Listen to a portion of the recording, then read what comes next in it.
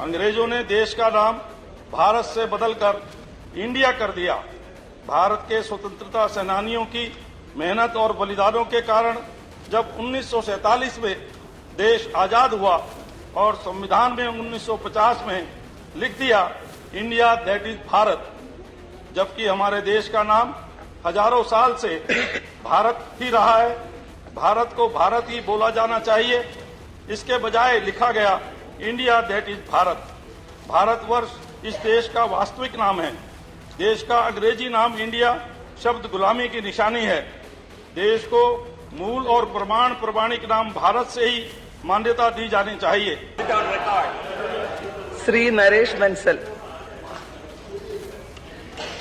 माननीय धन्यवाद सभापति जी।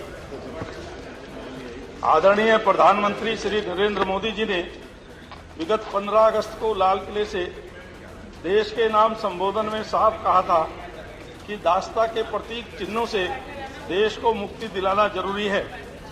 पीएम श्री मोदी जी ने अपने भाषण में आजादी के अमृत काल के लिए अपने बताए 5 प्रणों में से एक प्रण औपनिवेशिक माइंडसेट से देश को मुक्त कराने का भी जिक्र किया था।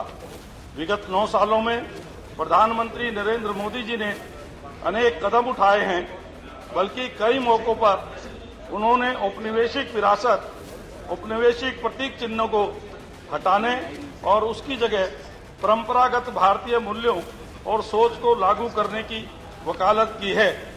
अंग्रेजों ने देश का नाम भारत से बदलकर इंडिया कर दिया।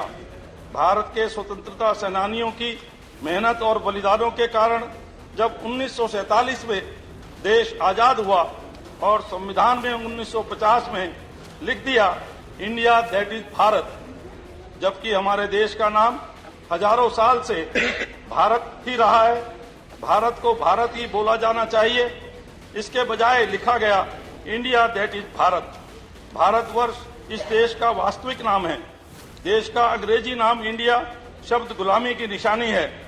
देश को मूल और प्रमाणिक नाम भारत से ही मान्यता दी जानी चाहिए।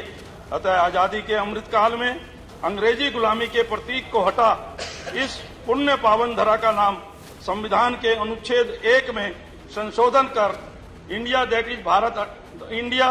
इज हटाकर भारत रखा जाए और भारत माता को दासता की इस नाम रूपी बेड़ियों से आजादी दी जाए। धन्यवाद।